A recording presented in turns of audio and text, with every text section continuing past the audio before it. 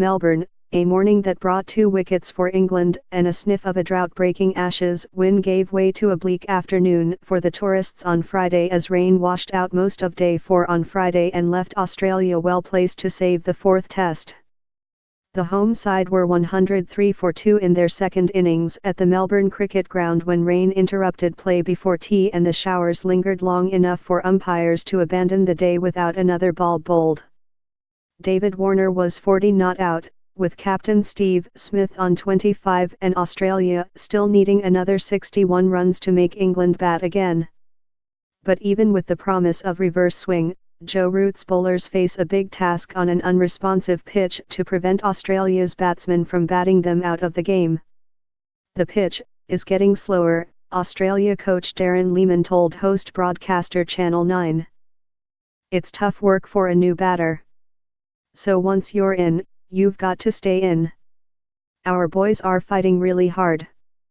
A couple of good, England, balls to get the wickets and Smith and the vice-captain, Warner, went about their work. Australia regained the Ashes after the 3rd Test in Perth and hold an unassailable 3-0 lead in the series, but England had hope of cracking a first win after Alastair Cook's unbeaten 244 propelled them to a first innings lead of 164. They had resumed their first innings on 491-9 in the morning but were unable to extend their total, with tail-ender James Anderson dismissed first ball by paceman Pat Cummins, fending a catch straight to Cameron Bancroft at short leg. That left former captain Cook unbeaten on his overnight score, a record total among openers who have carried their bat through an innings.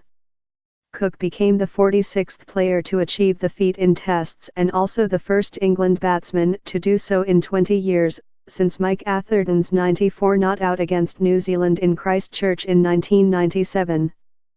Australia's second innings began brightly on a cloudy but dry morning, with England losing a review for a caught-behind decision when opener Bancroft played at a Tom Curran ball in the 7th over of the innings.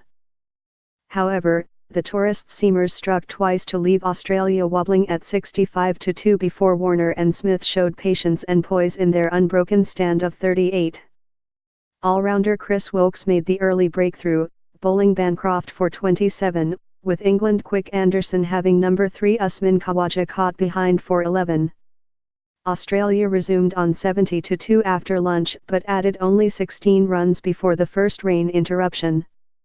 Play was soon back on but only another 33 minutes were possible before the session was brought to a premature close. This version of the story corrects innings score in second paragraph. Reporting by Ian Ransom, editing by John O'Brien.